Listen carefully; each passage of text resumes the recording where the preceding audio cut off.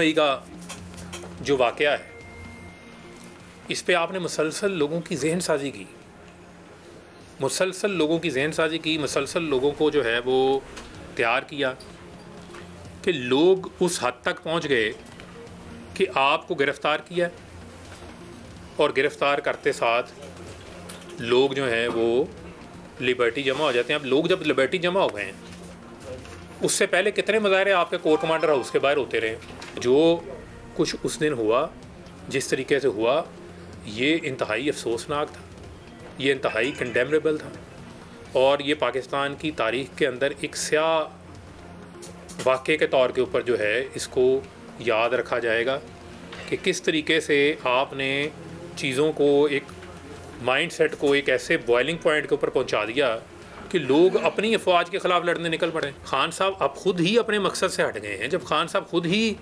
अपने मामले से निकल गए हैं और कायद-ए-आज़म के पाकिस्तान की बजाय हमारे हवाले कर दिया फराह गोगी, बुशरा बीबी और उस्मान बुज़दार का पाकिस्तान। वो यार 3.5 साल हम उस्मान बुज़दार को डिफेंड करते रह गए, जो शख्स खुद किसी को नहीं डिफेंड, अपने आप को नहीं डिफेंड कर सका। अस्सलाम वालेकुम, मैं हूं अरीना फ़ारूक शेख। तहरीक इंसाफ के रहनुमा, बड़ा देरीना उनका ताल्लुक़ तहरीक इंसाफ के साथ, और बल्कि कहा जाए कि जो एम्बॉडीमेंट है तहरीक इंसाफ के एक्चुअल जो मैनिफेस्टो था, या चेयरमैन तहरीक इंसाफ जो कहते रहे कि वो फ़र्द, वो आम पाकिस्तानी नौजवान जिसका कोई सियासत से ताल्लुक़ नहीं है, वाबस्तगी नहीं है, वो सियासत में आएगा और फिर मुल्क को चलाएगा, फ़ैसला साजी में उसका किरदार होगा। फ़ारूक हबीब साहब एक वो कैरेक्टर थे पाकिस्तान तहरीक इंसाफ में, एम्बॉडीमेंट थे उसके, लेकिन आज प्रेस कॉन्फ्रेंस करते हुए, काफ़ी अरसा वो मंजर आम से गायब रहे 9 मई के बाद, बट आज प्रेस कॉन्फ्रेंस करते हुए उन्होंने ना सिर्फ तहरीक इंसाफ से अलहदगी का ऐलान किया, बल्कि बहुत उन्होंने जज्बाती होकर बातें भी की और ये ऐलान किया कि वो इस्तेहकाम पाकिस्तान पार्टी को ज्वाइन कर रहे हैं। वैसे तो हमने देखा है कि 9 मई के वाक़े के बाद बहुत से पाकिस्तान तहरीक इंसाफ से ताल्लुक़ रखने वाले रहनुमा, चाहे वो सीनियर हों या चाहे वो वर्कर्स हों, उन्होंने कुछ ने लाताल्लुकी का इजहार किया और सियासत में रहे, दूसरी पार्टीज़ के साथ चले गए, कुछ ने सियासत को ही खैर बात कह दिया, इंटरव्यूज़ किए, प्रेस कॉन्फ्रेंसेस की। लेकिन फ़ारूक हबीब का केस बड़ा डिफरेंट है, क्योंकि फ़ारूक हबीब साहब जिस तरह से चीज़ों में इन्वॉल्व थे और जिस तरह से उनकी एक पहचान बनाई गई कि वो बिल्कुल ग्राउंड रूट लेवल से पाकिस्तान तहरीक इंसाफ के साथ एक वर्कर बन के उन्होंने काम किया, और उसके बाद फिर वो चेयरमैन तहरीक इंसाफ के बड़े क्लोज़, और चीज़ों में उनको डिफेंड करने में आगे और मैनिफेस्टो को आगे बढ़ा कर लेके जाने में। तो आज जब उन्होंने इतनी जज्बाती प्रेस कॉन्फ्रेंस की और ना सिर्फ 9 मई के वाक़े की मजम्मत, बल्कि उन्होंने खुलकर बात की, चाहे तोशा खाना का केस हो, साइफर केस हो, अलकादे ट्रस्ट हो, या फिर जनरली पाकिस्तान तहरीक इंसाफ के चेयरमैन का रवैया पार्टी कारकुनों के साथ, तो ये देखना बड़ी इससे ताज्जुब हुआ। और बड़ी डिटेल में जो प्रेस कॉन्फ्रेंस थी उसने एक अलग ही तासुर कायम किया। अपने तज्ज़ियाकारों से इसके ऊपर बात करेंगे। फ़ारूक हबीब साहब कहते हैं कि 9 मई के वाक़े को हक़ और बातिल की जंग बना दिया गया। गिरफ्तारी तो सियासतदान देते और कहते हैं कि ससुराल होता है जेल, लेकिन चेयरमैन तहरीक इंसाफ डरते थे जेल जाने से और कतराते थे, और फिर जहन साजी ऐसी की गई कि नौजवानों की और वर्कर्स की कि जेल नहीं जाऊँगा, अगर मैं जेल जाऊँगा तो वो चाहते थे कि सब मेरे लिए लड़ें। फिर उन्होंने कहा, यानी फ़ारूक हबीब कहते हैं कि पुरतशद्दुद रास्ते पर डाला गया जहन साजी करके, और बैलेट की जगह बुलेट का जहन देते रहे चेयरमैन तहरीक इंसाफ। तोशाखाना केस की बात की, उन्होंने कहा कि हमें तो पता ही नहीं था कि चेयरमैन पीटीआई ने भी तोशाखाना से घड़ियाँ ली हुई हैं। आप जैसा लीडर जो हाई मॉरल ग्राउंड लेता है वो तोशाखाना घड़ी भी लेता है, ये सवाल उन्होंने उठाया। फिर ये भी कहा कि जो चीज़ काबिल दिफाई नहीं है हम उसका दिफा करते रहे। साइफर केस के ऊपर बात की उन्होंने, अलकादे ट्रस्ट के ऊपर कहा कि जी हमसे बंद लिफाफे के ऊपर काबीना के अंदर साइन करवाए गए, ये कहाँ का इंसाफ है। और फिर ये भी कहा कि चेयरमैन तहरीक इंसाफ को बड़े तेवर बदलते थे उनके, या उन्होंने लफ्ज़ इस्तेमाल किया कि उनको मूड स्विंग्स होते थे। कहा एक दिन कोई बात कर दो तो अगले दिन पता चलता था कि चेयरमैन तहरीक इंसाफ को गरां गुजरा है और बनी काला में एंट्री बंद हो जाती थी। और इस सब का ताना बाना उन्होंने बुशरा बीबी से मिलाया है। अब तमाम तर मामले के ऊपर डिस्कशन करने के लिए हमारा अपने तज्ज़ियाकारों के सामने सवाल कुछ यूँ है बुनियादी तौर पर कि एक के बाद एक तहरीक इंसाफ से जो सियासतदान थे या तो उन्होंने मुंह मोड़ लिया, इजहार लाताल्लुकी कर दिया, पीछे चंद ही बचे हैं और वो भी असीरान। पाकिस्तान तहरीक इंसाफ का अगले इंतखाबात में मुस्तकबिल क्या होगा, सियासत में मुस्तकबिल क्या होगा, end of course chairman Tehreek Insaf का मुस्तकबिल क्या होगा, तमाम तर सूरत हाल का जायज़ा लेंगे। हमें ज्वाइन कर रहे हैं इरशाद भट्टी साहब। रीमा उमर साहिबा, एजाज सैयद साहब और काफ़ी दिनों के बाद हमारे साथ सुहेल वरायत साहब भी मौजूद है पैनल के ऊपर। सो वेलकम बैक सुहेल साहब। इरशाद भट्टी साहब, आपसे गुफ्तगू शुरू करना चाहूँगी। सर, एक और प्रेस कॉन्फ्रेंस, एक और इजहार लाताल्लुकी, लेकिन इस प्रेस कॉन्फ्रेंस को आपने कैसा पाया? और जिस तरह जज्बाती होकर बात कर रहे थे फ़ारूक हबीब साहब, पहली प्रेस कॉन्फ्रेंसेस या इंटरव्यूज़ के अंदर ये बड़े तहफ़्फ़ुज़ात होते हैं कि जी बॉडी लैंग्वेज कुछ कतरा रही थी, अल्फाज साथ नहीं दे रहे थे, इसके ऊपर आपकी क्या राय है? मैडम शेख, बहुत हैरानगी हुई फ़ारूक हबीब की प्रेस कॉन्फ्रेंस पर। और फ़ारूक हबीब की ये सिर्फ प्रेस कॉन्फ्रेंस नहीं है, ये सिर्फ एक बंदे का पार्टी छोड़कर जाना नहीं है, ये सिर्फ एक बंदे का इस्तेकाम पार्टी में जाना नहीं है। पीटीआई का असल चेहरा थे फ़ारूक हबीब, पीटीआई के जेन्युइन वर्कर थे फ़ारूक हबीब, इमरान खान के मुजाहिद थे फ़ारूक हबीब, स्टूडेंट से सियासतदान तक इमरान खान के साथी थे फ़ारूक हबीब, हर मुश्किल वक्त पर इमरान खान के साथ खड़े होने वाले थे फ़ारूक हबीब। 9 मई के बाद पीटीआई की आवाज़ बनने वाले वो चंद आवाज़ें जो रह गई थी, उनमें से एक आवाज़ थे फ़ारूक हबीब। और 26 घंटे यानी मुश्किल तरीन वक्त था जब ज़मान पार का मुआसरा हुआ था। 26 घंटे के मुआसरे में अब सफ़े अव्वल में खड़े हुए थे फ़ारूक हबीब।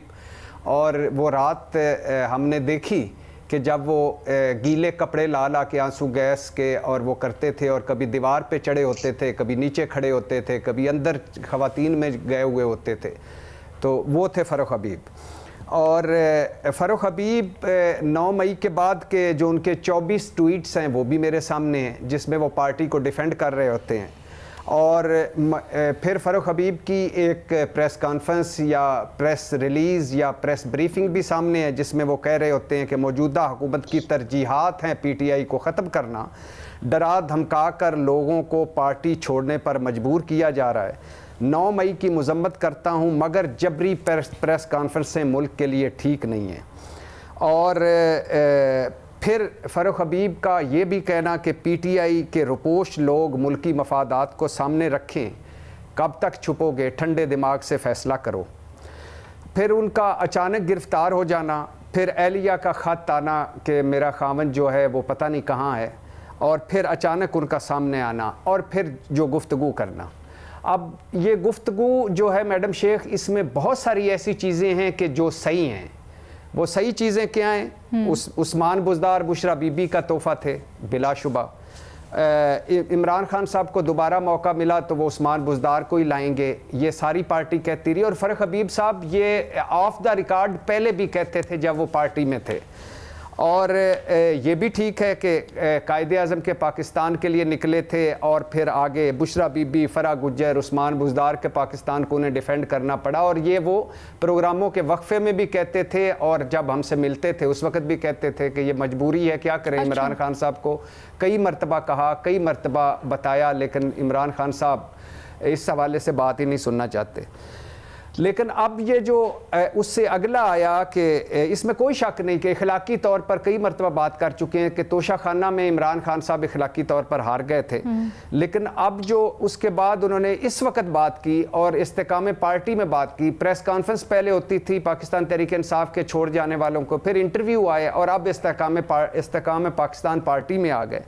साइफ़र पर जो बयानियाँ उस पर बात की उन्होंने, और अदम एतमाद जिसके साथ वो खड़े हुए थे कि ये साजिश है, आज उन्होंने कह दिया है आईनी है। और 9 मई के हवाले से उन्होंने कह दिया है कि ये ज़हन साजी इमरान खान ने की, और 9 मई इमरान खान की ज़हन साजी का नतीजा है। ये भी वो नहीं कहते थे, और वो कहते थे कि मेरा लीडर जो है वो जेल जाने से घबराता नहीं है, जेल जाएगा क्या हुआ, मेरा लीडर अगर जेल चला गया तो। लेकिन आज उन्होंने इसका भी किया। Toshakhana case, Al-Qadir trust case, cipher case, Bushra Bibi, Usman Buzdar, Pakpattan के मानिकाज, और उस्मान बुज़दार या बुज़दार जो हैं, इन सारों पर उन्होंने बात की। तो बहुत बड़ा धचका है मैडम शेख ये तहरीक इंसाफ के लिए। ये वो एक हलके के सियासतदान नहीं थे, वो उन्होंने स्टूडेंट से लेकर सियासतदान तक, फैसलाबाद से लेकर इस्लामाबाद तक, लाहौर से लेकर آگے کراچی تک جس طرح وہ تحریک انصاف کے ساتھ تھے، آج تحریک انصاف میں کہتا ہوں عثمان ڈار کے بعد فاروق حبیب کا جانا ایک بہت بڑا سیٹ بیک ہے تحریک انصاف کے لیے. اور تحریک انصاف کا اس طرح اگر اس کو ڈیفائن کریں کہ تحریک انصاف کا جو اصل چہرہ ہے وہ تحریک انصاف کا ساتھ چھوڑتا جا رہا ہے تو کوئی غلط نہیں ہوگا. اب میڈم شیخ اس میں کئی تحفظات ہیں، کئی سوالات ہیں، کئی کچھ چیزیں ہیں، لیکن میں اس کو اس اینگل سے بھی دیکھتا ہوں کہ فاروق حبیب پارٹی چھوڑ سکتے تھے، آسانی سے کہہ سکتے تھے کہ میں 9 مئی کی مذمت کرتا ہوں، جو وہ پہلے بھی کرتے رہے کہ میں 9 مئی کی مذمت کرتا ہوں، میں اس وقت پارٹی میں نہیں رہنا چاہتا، میں پارٹی چھوڑنا چاہتا ہوں. مگر جس طرح انہوں نے 9 مئی کے حوالے سے گفتگو کی، کرپشن کیسوں کے حوالے سے گفتگو کی، بزداروں، مانیکاز اور گجروں کے حوالے سے بات کی، یا وہ باتیں جو وہ پہلے آف دا ریکارڈ کرتے تھے آج وہ کی، تو اس میں ہو سکتا ہے بہت کچھ ہو جو ان کے بس میں نہ ہو، لیکن بہت کچھ ہے جو وہ پہلے بھی کہتے رہے تھے تو آج کہا. مگر میرے نزدیک آج تحریک انصاف کے لیے کوئی اچھا دن نہیں ہے. بٹ سر آپ یہ کہہ رہے ہیں نا کہ وہ پہلے بھی آف دا ریکارڈ کہتے رہے تھے، آج انہوں نے آن دا ریکارڈ کر دیا فار وٹ ایور ریزن، لیکن کیا آپ یہ سمجھتے ہیں آج وہ باتیں کر رہے تھے اس کا جو کانٹینٹ تھا وہ ہی ریئلی مینٹ اٹ، وہ واقعی میں سچائی پر مبنی تھا؟ میڈم شیخ آج جس طرح جو پاکستان تحریک انصاف پر وقت گزر رہا ہے، یا جو عمران خان پر وقت ہے، یا جس طرح تحریک انصاف کے ساتھ ہو رہا ہے، فاروق حبیب نے 80% وہ باتیں کی ہیں اور میں اس کا گواہ ہوں کہ جو وہ پہلے بھی آف دا ریکارڈ کرتے رہے ہیں، لیکن آج اس کو کس اینگل سے لیا جائے، کس طریقے سے لیا جائے، یہ ایک ڈیفرنٹ سٹوری ہے. یہ آپ کے لیے تھوڑا مشکل ہے. اور دوسری بات میڈم شیخ کہ ابھی یہ بھی بتاتا چلوں کہ ابھی ایک ایسی پریس کانفرنس بھی آنے والی ہے کہ جس میں جو زمان پارک کے گھر کے اندر، بنی گالا کے گھر کے اندر، اور جو تقرریوں تبادلوں پر مبینہ کرپشن، اور جو چھوٹی چھوٹی گاڑیوں سے بڑی بڑی گاڑیوں تک، چھوٹی چھوٹے اکاؤنٹ سے بڑے بڑے اکاؤنٹس تک یہ جو سلسلہ ہے، وہ میرے خیال سے اگر وہ پریس کانفرنس آ گئی اور وہ پریس کانفرنس ہو گئی جس طرح بتایا جا رہا ہے، تو میرے خیال سے وہ تحریک انصاف کے لیے ایک بہت ہی مشکل دن ہوگا. لیکن پھر کہہ رہا ہوں کہ سچی بات، بہت سارے لوگ ہیں جنہوں نے ہو سکتا ہے جنہوں بات کی ہو، بہت سارے لوگ ہیں جنہوں نے سچی باتیں کی ہوں، مگر جو حالات چل رہے ہیں، جو اس وقت واقعات ہیں، اس میں اب کون کس کو لیتا ہے. ہم سیاسی طور پر ایسی پوزیشن پہ آ گئے ہیں کہ آج میرے خیال سے اگر عمران خان پریس کانفرنس کرے کہ 9 مئی میری وجہ سے ہوا تھا، تو بہت سارے لوگ کہیں کہ نہیں یہ دباؤ کے تحت کر رہے ہوں گے، یہ غلط کر رہے ہوں گے، یا یہ. لیکن سر ہم پینل پہ ٹھیک ہے، ہم پینل پہ بیٹھے ہیں، آپ لوگوں کی بڑی نظر ہوتی ہے واقعات کے اوپر، اس کو دیکھتے ہوئے تو پہلے کیا ہوا، اب کیا ہوا، آف دا ریکارڈ کیا چل رہا تھا، اندازہ لگا ہی سکتے ہیں ایٹ لیسٹ آپ لوگ، اور آپ لوگ ہی اندر کی کیا چیزیں ہوتی ہیں عوام کو آگاہ کرتے ہیں جس سے وہ اپنا ذہن بنا سکے. سہیل وڑاج صاحب، آج جو کانٹینٹ فاروق حبیب صاحب نے آن ایئر آ کے کہا ہے، جو بھٹی صاحب کہہ رہے ہیں کہ پہلے آف ایئر بھی کہتے تھے بہت سی اپنی باتوں کے اندر، یا اپنے دوستوں یاروں کے ساتھ بیٹھ کر کہتے تھے، کیا آپ سمجھتے ہیں کہ وہ تحریک انصاف کے اوپر، ان کی سیاست کے اوپر ایک چارج شیٹ ہے؟ دیکھیں جی، سب سے پہلے تو میں بالکل ارشاد بھٹی صاحب کی بہت سی باتوں سے مکمل اتفاق کرتا ہوں، اور میں بھی فاروق حبیب صاحب کو ذاتی طور پر جانتا ہوں. ہی از اے جینوئن پولیٹیکل ورکر. زیادہ تر جو اب تک لوگوں نے اپنی وفاداری بدلی ہے وہ کانسٹیچوئنسی لیڈر تھے، پولیٹیکل ورکر نہیں تھے. وہ اپنے حلقے سے ان کا وہ انتخاب لڑنا یا اسی پہ فوکس کرتے تھے. فاروق حبیب کا یہ مسئلہ نہیں تھا. وہ اسٹوڈنٹ لیڈر سے جو ہے وہ پالیٹکس میں آئے اور پچھلی صفوں سے کھڑے ہو کے وہ اگلی صفوں تک پہنچے ہیں. اور ایسے لوگوں کو جو ہوتے ہیں وہ بڑے قابل قدر ہوتے ہیں کیونکہ ان کو پالیٹکس کی سمجھ ہوتی ہے. دوسرا، ان میں ڈسٹنکٹ بات یہ تھی کہ یہ جو پی ٹی آئی کا جو بدتمیزی کا کلچر ہے اس سے بالکل ہٹ کے تھے. یہ ہمیشہ سب کی رسپیکٹ کرنا، سب سے بات کرنا، لیکن جب قربانی دینے کی بات ہوتی تھی تو فرنٹ فٹ پہ ہوتے تھے. تو سچی بات ہے کہ میں بھی آج شاک ہوا ہوں बड़ा मुझे धचका लगा है, क्योंकि हम तो ये सोच रहे थे कि अब जो अगली क़यादत है पीटीआई की, उसमें फर्रुख हबीब जो है वो टॉप पे होंगे और शायद इमरान खान को उनसे अच्छा कोई बंदा नहीं मिलेगा।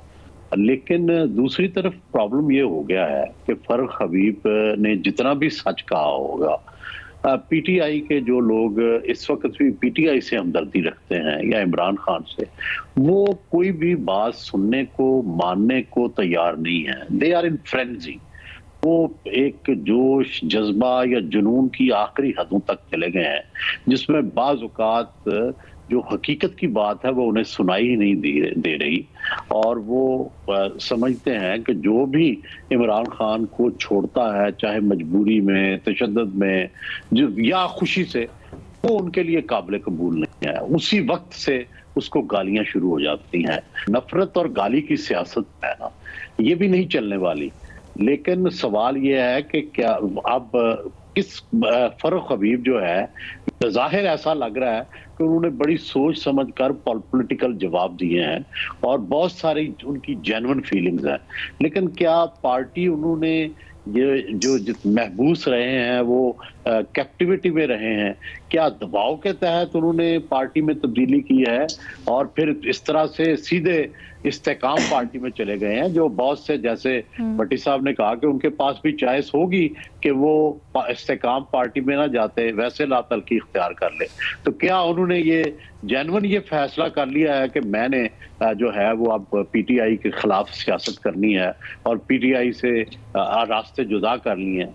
ये देखने वाली बात होगी, क्योंकि उनका खमीर तो पीटीआई से ही उठा है और वही आइडियल से उनके जो पीटीआई के बाकी लोगों के हैं। ये दिलचस्प बात है सोहेल साहब, आपका क्या इसके ऊपर तज्जिया है? क्योंकि फर्रुख हबीब ने खुद इस बात का जवाब दिया कि जहांगीर तरीन जो पीटीआई के शुरू में विजन था उसके ऊपर हैं, और फिर आगे चल के उन्होंने दिफा भी किया कि किस तरह से वो जिद्दत लेके आए मुख्तलिफ शोबों में।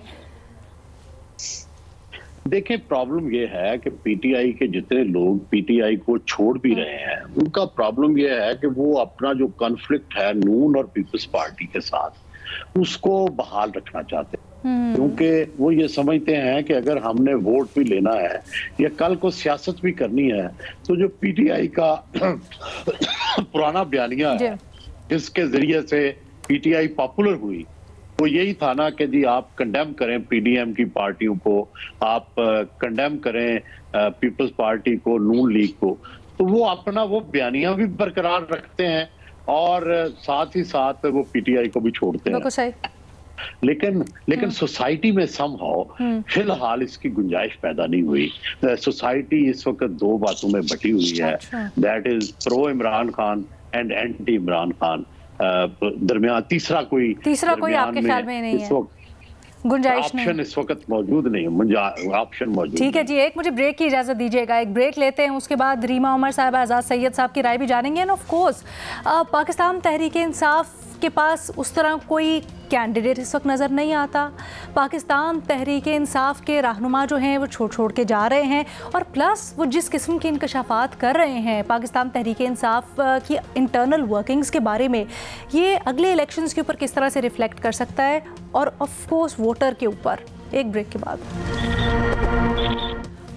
पाकिस्तान तहरीक इंसाफ के एक और रहनुमा पाकिस्तान तहरीक इंसाफ को छोड़ गए, और न सिर्फ अलहदगी इख्तियार की है इस जमात से, बल्कि एक चार्ज शीट है जो जिस दौरान वो पाकिस्तान तहरीक इंसाफ के साथ थे उस दौरान क्या होता रहा, किस तरह का रवैया उन्होंने देखा, और मामलात का किस तरह से कई दफ़ा मजबूरी में गैर ज़रूरी तौर पर उनको दिफा करना पड़ता था, वो भी बयान किया प्रेस कॉन्फ्रेंस में। रीमा, ये सारा रुझान देखकर आपको अब क्या लगता है कि अगले इलेक्शंस में पाकिस्तान तहरीक इंसाफ के पास कितनी स्पेस होगी? क्या पाकिस्तान तहरीक इंसाफ के पास ऐसे चेहरे होंगे जो उनकी जो आइडियोलॉजी है या एटलीस्ट उनका जो मैसेज रह गया है उसको आगे बढ़ा सके? जी शुक्रिया अलीना। मेरे लिए इस वक्त ये सबसे अहम सवाल नहीं है। मेरे लिए अहम सवाल है रियासत का रोल, और रियासत किस तरह मुबैना तौर पे जबरी गुमशुदगी को हथियार बना के पॉलिटिकल इंजीनियरिंग के लिए इस्तेमाल कर रही है। بہت سے لوگ ہیں وہ جبری گمشدگی کی جو ڈیفینیشن ہے اس کو سمجھتے نہیں ہیں. میں اس کو واضح کرنا چاہتی ہوں. آپ اقوام متحدہ کے اسٹینڈرڈز ٹریٹیز اٹھا کے دیکھ لیں. اگر ریاست کسی شخص کو اریسٹ کرتی ہے یا ڈیٹین کرتی ہے, اس کے بعد وہ شخص لاپتہ ہوتا ہے اور اس کی فیملی ممبرز کو, وکلا کو معلوم نہیں ہوتا کہ اسے کہاں رکھا گیا ہے, اس کا فیٹ, اس کے ویئر اباؤٹس کیا ہیں, اس کو جبری گمشدگی کہتے ہیں. کیونکہ وہ شخص جو قانون ایک تحفظ ہر شہری کو دیتا ہے, وہ تحفظ اسے نہیں ملتا. اس سچویشن میں وہ تشدد سے بھی بہت ولنریبل ہوتا ہے, اور بہت سے ایسے کیسز رپورٹ ہوتے ہیں کہ جب آپ لاپتہ ہوتے ہیں, سیکرٹ ڈیٹینشن میں ہوتے ہیں, وہ خود تشدد کی ایک شکل ہے. یہ ہے کانٹیکسٹ. اور ہم نے پاکستان میں دیکھا ہے پچھلے کچھ مہینوں میں, چاہے وہ اعظم خان صاحب ہوں جو کئی عرصے تک لاپتہ تھے, پھر ان کی ایک سٹیٹمنٹ سامنے آ گئی. پھر ہم نے دیکھا عثمان ڈار صاحب کئی عرصہ لاپتہ رہے, پھر ایک ٹی وی چینل پہ ان کا انٹرویو آ گیا. صداقت عباسی صاحب لاپتہ رہے, ان کا انٹرویو آ گیا. اور اب اس کیس میں جو فاروق حبیب صاحب ہے, لوگ اس پہ مختلف رائے کا اظہار کر رہے ہیں کہ پتہ نہیں وہ لاپتہ تھے, وہ حراست میں کبھی لیے گئے یا نہیں. لیکن 29 سپٹمبر کو ڈان نیوز نے کہا ہے کہ ان کو بلوچستان کے جو انفارمیشن منسٹر ہیں انہوں نے کنفرم کیا کہ گوادر سے فاروق حبیب صاحب اور ان کی کچھ فیملی ممبرز کو اریسٹ کیا گیا. اس کے بعد ان کے وکلا کا کہنا ہے, ان کی فیملی کا کہنا ہے وہ لاپتہ رہے. اور کچھ دن پہلے لاہور ہائی کورٹ میں بھی حکومت کا یہی موقف تھا کہ انہیں نہیں معلوم فاروق حبیب صاحب کہاں ہیں. تو میری نظر میں آپ اس کو مبینہ طور پہ تو جبری گمشدگی کہہ ہی سکتے ہیں. اور پاکستان میں ایک بہت بھیانک, ایک بہت خوفناک تاریخ ہے جبری گمشدگی کی. جس طرح وہ 1980 سے تو رپورٹڈ کیسز ہیں کہ کس طرح استعمال کیا گیا, لیکن اب جو ہم دیکھ رہے ہیں پچھلے ایک سال میں جبری گمشدگی کی بھی ایک نئی شکل سامنے آئی ہے, جس میں ایک سیاسی جماعت کے جو پولیٹیکل فیسز ہیں, ان کی جو لیڈرشپ ہے, ان کو اٹھایا جاتا ہے یا اریسٹ کیا جاتا ہے ایک شارٹ ٹرم کے لیے. اس کو اقوام متحدہ میں کہا جاتا ہے شارٹ ٹرم ڈس اپیئرنس. کچھ دنوں کے لیے لاپتہ رکھا جاتا ہے, کچھ ہفتے, مہینوں کے لیے. اس کے بعد وہ سامنے آ کے ان کا پورا موقف ہی بدل جاتا ہے. وہ ایسی باتیں کرتے ہیں جو ریاست کے بینیفٹ میں ہو. تو میرے لیے یہ سوال علینا سب سے زیادہ اہم ہے, کیا ہم ہماری ریاست کو اکاؤنٹیبل ٹھہرائیں گے یا نہیں؟ ہم پی ٹی آئی کو, ان کے چیئر پرسن کو, ان کے ٹرم میں, ٹینیئر میں کیا کیا جرائم ہوئے ہیں اس کی تو بات کرتے ہی ہیں, لیکن ریاست کی طرف بھی ایک نظر ہمیں رکھنی چاہیے, کیونکہ ریاست کا رول ہے کہ وہ جو لوگ جنہوں نے جرم کیے ہیں, جرائم کیے ہیں, ان کو سزا دلوائے. لیکن جبری گمشدگی ایک گروس ہیومن رائٹس وائلیشن ہے, اور یہاں ہم آئسولیشن میں ایک دو کیسز نہیں دیکھ رہے. لگ رہا ہے کہ یہ ایک سسٹمیٹک طریقے سے کیا جا رہا ہے.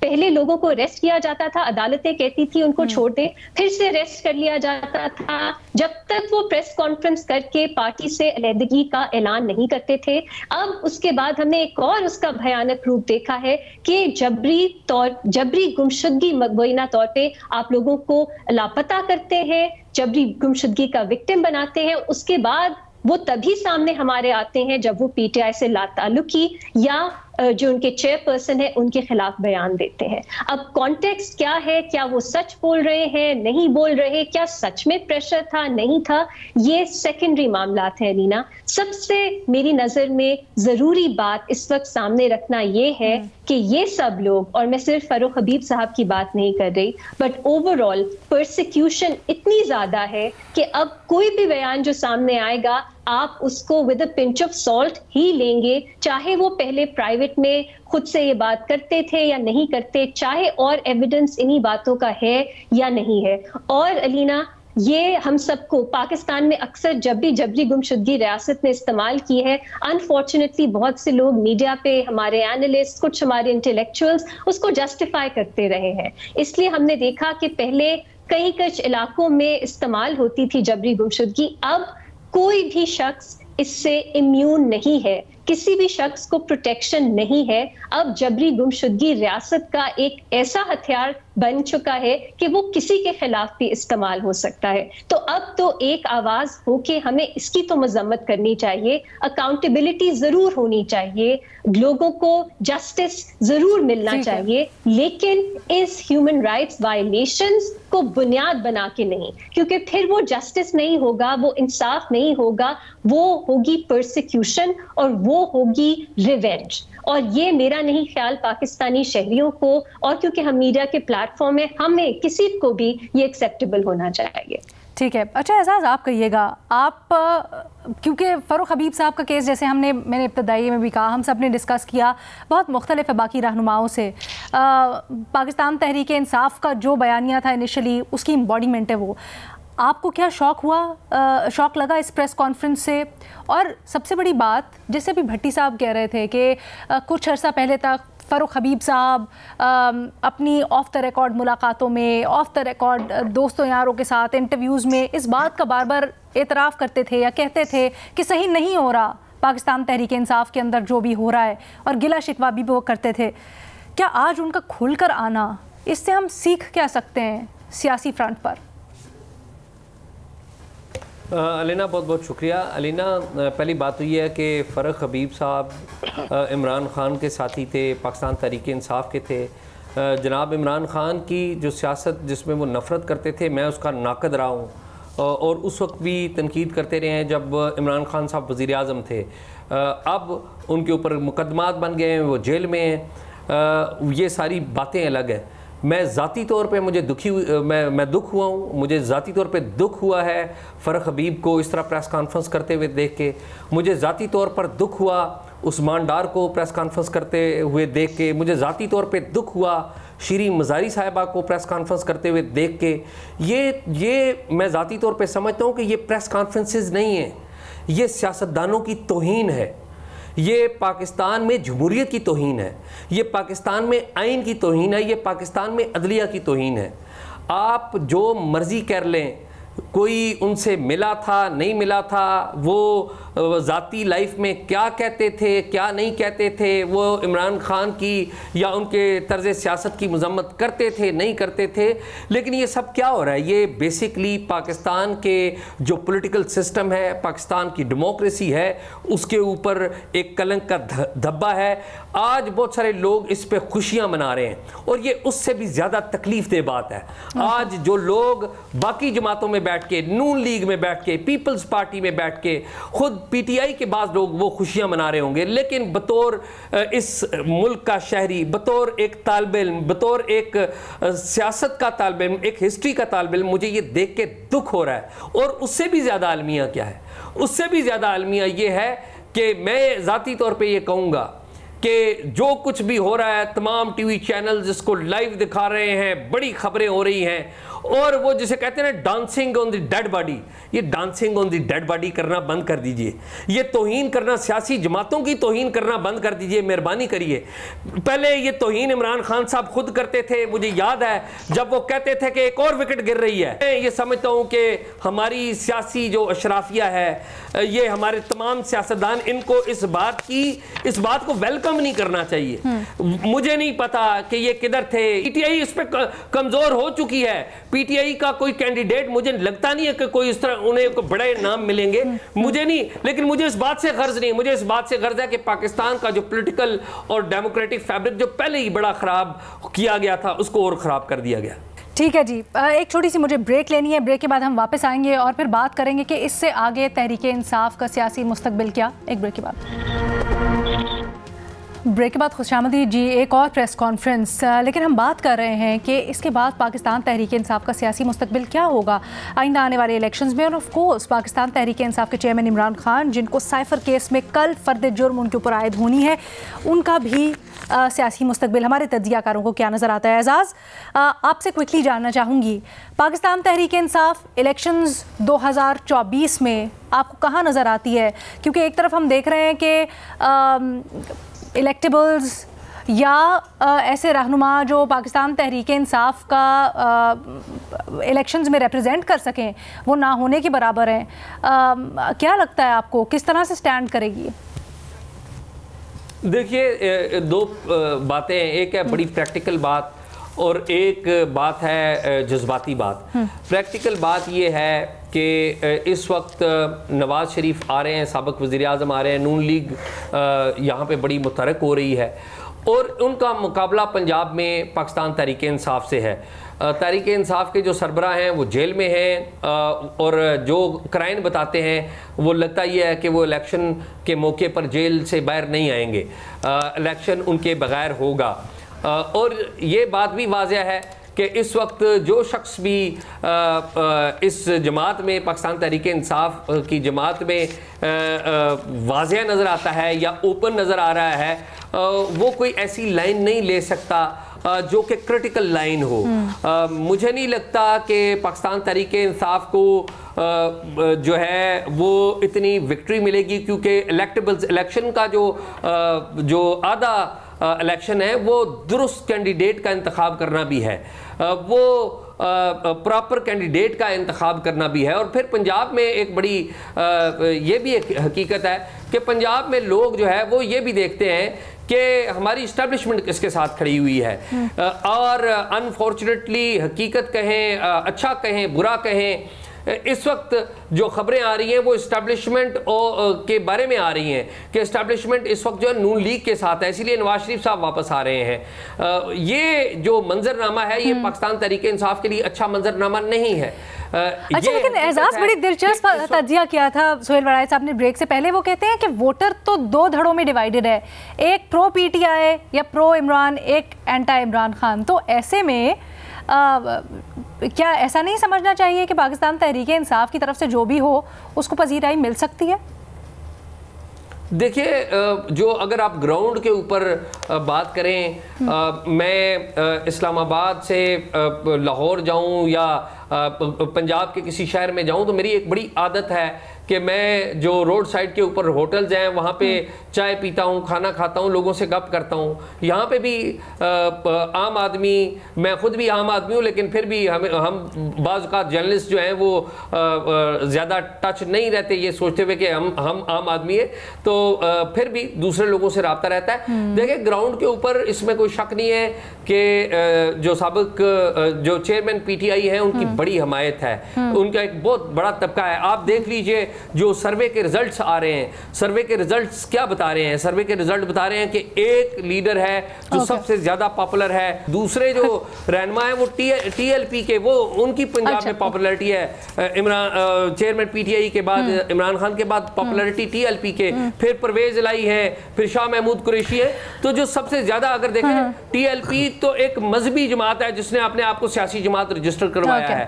جو سیاسی جماعت ہے مین سٹریم کی وہ تحریک انصاف ہے, اور اس کی پاپولرٹی وہ تو گراؤنڈ ریالٹی ہے. لیکن جب ووٹ لوگ ڈالنے جاتے ہیں تو وہ یہ بھی دیکھتے ہیں کہ جو اسٹیبلشمنٹ ہے وہ کس کے ساتھ کھڑی ہے. انفارچونیٹلی پنجاب کی حقیقت رہی ہے, اور پھر اسٹیبلشمنٹ کا پیرافرنیلیا بھی رہا ہے. تو اسٹیبلشمنٹ کو اس وقت بڑے چیلنجز ہوں گے الیکشن کے اوپر. وہ الیکشن ڈے پہ تو کوئی, میں نہیں سمجھتا کوئی دھاندلی ہو پائے گی, میرا نہیں خیال کہ دھاندلی ہوگی یا کوئی کرنے کی بھی کوشش کرے گا, کیونکہ ہر بندے کے پاس موبائل ہے, ہر موبائل کے اوپر کیمرہ لگا ہوا ہے, یہ بڑا مشکل ہو جائے گا. اچھا, میں سہیل وڑائچ صاحب کے پاس یہ سوال لے کے جانا چاہوں گی. میں سہیل وڑائچ صاحب کے پاس یہ سوال لے کے جائیں. سہیل صاحب, الیکشنز 2024, آپ پاکستان تحریک انصاف کا مستقبل کیا دیکھ رہے ہیں؟ دیکھیں جی, جہاں تک تو ووٹوں کی بات ہے اور پاپولیرٹی کی بات ہے, میرا خیال ہے یہ بیان ڈاؤٹ ہے کہ اس وقت جو اربن مڈل کلاس ہے اس کی اکثریت پی ٹی آئی کے ساتھ کھڑی ہے. اور جو ہے اگر الیکشن بالکل فیئر اینڈ فری ہوتے ہیں اور سب پارٹیوں کو برابر کا موقع دیتے ہیں تو اربن کانسٹیچوئنسیز میں زیادہ تر میں پی ٹی آئی جیتے گی, اور پی ٹی آئی پنجاب میں میجارٹی آسانی سے لے سکتی ہے. بٹ سر, کینڈیڈیٹ کہاں سے لائے گی؟ لیکن ہاں, اب اگلا سوال یہ ہے کہ کیا الیکشنز جو ہیں یہ 2018 کی طرح ہوں گے, 2013 کی طرح ہوں گے, یا کوئی نیا طریقہ اپنایا جائے گا؟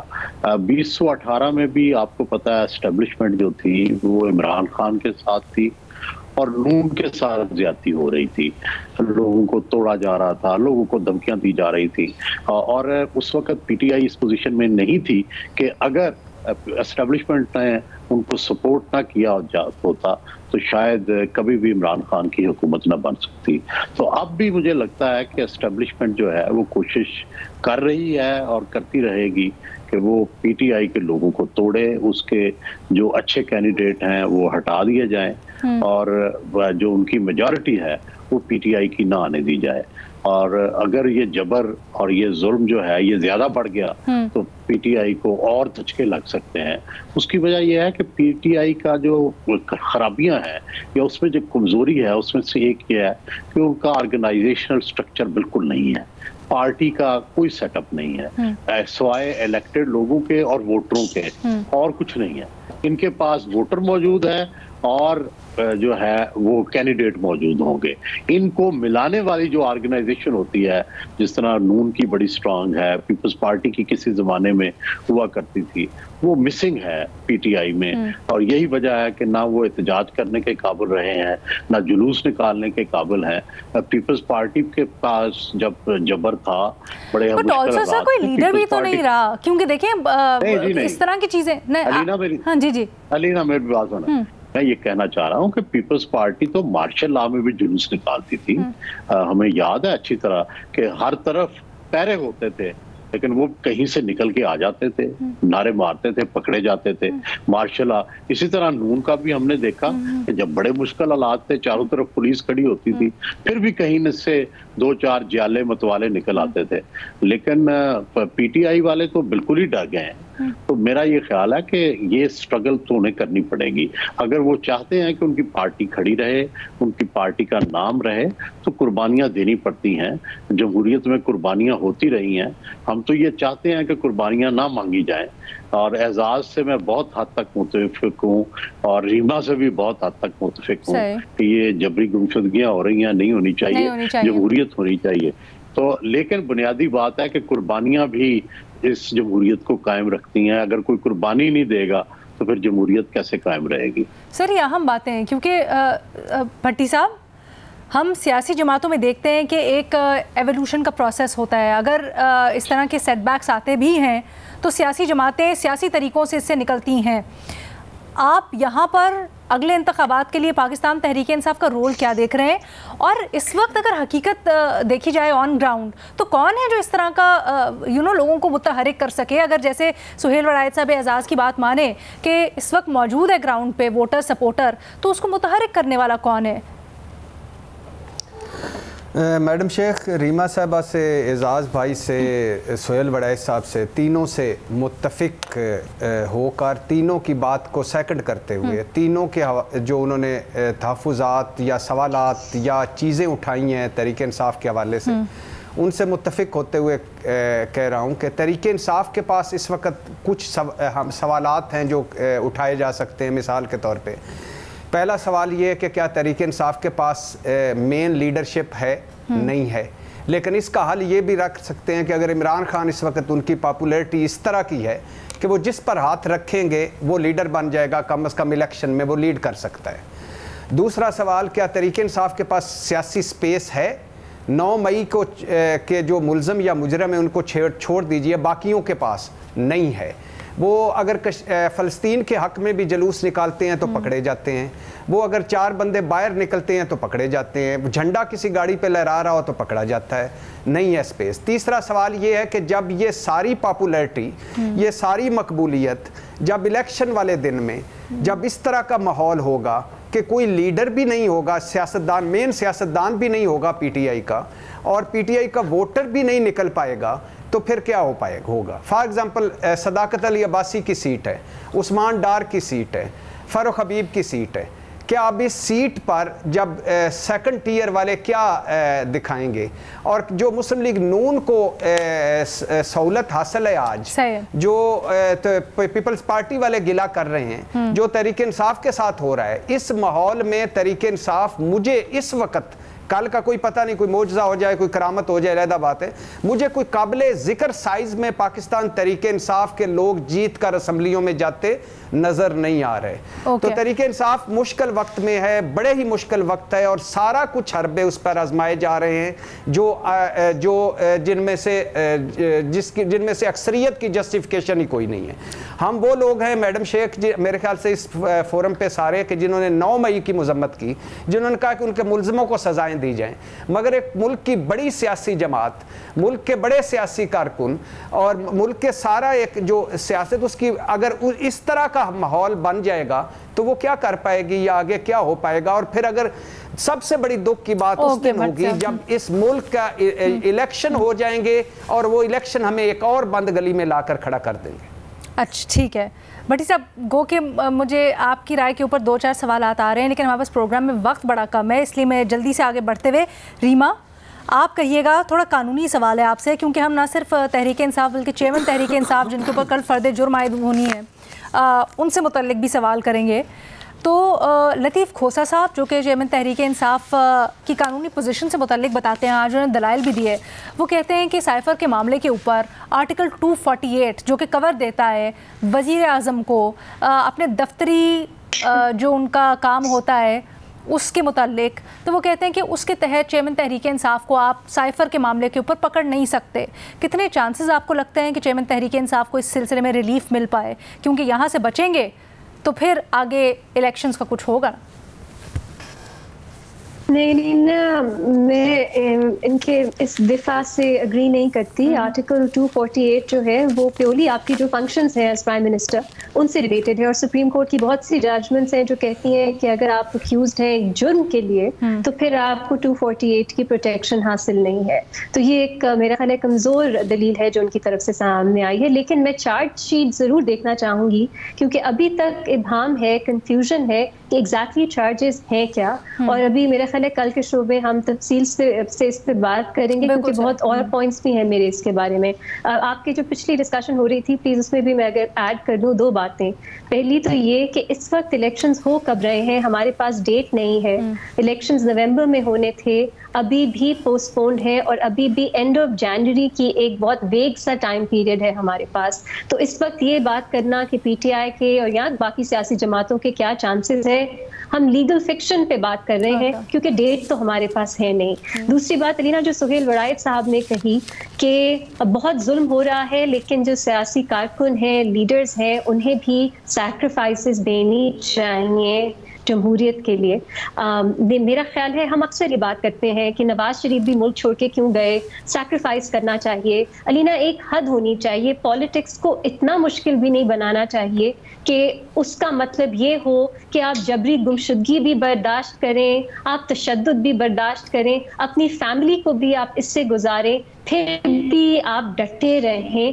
یہ بہت سے لوگوں کے لیے پاسبل نہیں ہے اور سیاست کا یہ مطلب ہونا بھی نہیں چاہیے. لیکن یہ بات درست ہے کہ پاکستان میں پی ٹی آئی اس سے گزر رہی ہے 2017-18 میں، اس کے بعد نون لیگ اور پیپلز پارٹی پہ مختلف طرح کی آزمائشیں تھیں جس سے وہ گزر رہے تھے. لیکن ایونچولی علینا پرپیٹریٹر تو ریاست ہے، اس کے باقی سیکنڈری کہ آپ نے کس طرح کوپ کرنا ہے، پاکستان میں سیاست کس طرح کرنی ہے، نیگوسیشن، سیکریفائسز، سیاست کا یہی نام ہے پاکستان میں، یہ پھر بھی سیکنڈری بات ہے. سب سے پہلے ifs اینڈ بٹس کے بغیر انکنڈیشنلی اس پرسیکیوشن کو کنڈیم کرنا بہت ضروری ہے جو ایک ایسے پلیئر کی طرف سے آتی ہے جس کا سیاست میں کوئی رول ہی نہیں ہے، جو آئین کی خلاف ورزی کرتی ہے. جو آپ بات کہہ رہی ہے میرا خیال ہے سہیل صاحب نے بھی ایگزیکٹلی وہی کہی. انہوں نے سب سے پہلے مذمت کی، لیکن ایک چیز تو آئی تھنک ہم اس کے اوپر بڑی دفعہ پہلے بھی ڈسکشن کر چکے ہیں اور گاہے ہم بار بار دوبارہ بھی کہتے رہتے ہیں کہ دوسری طرف سے سیاست دانوں کو بھی سیاسی رویہ اپنانا چاہیے.